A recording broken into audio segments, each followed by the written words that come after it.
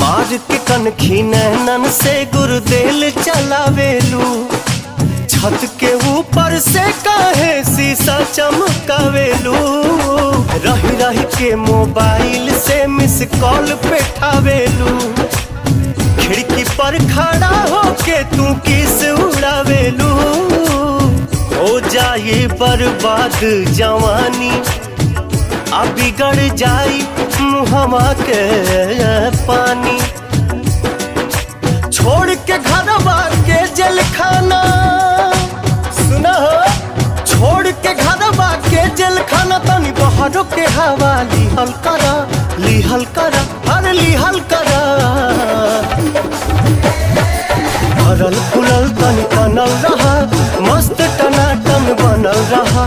भरल फुलल तनी बनल रहा, मस्त टनाटन बनल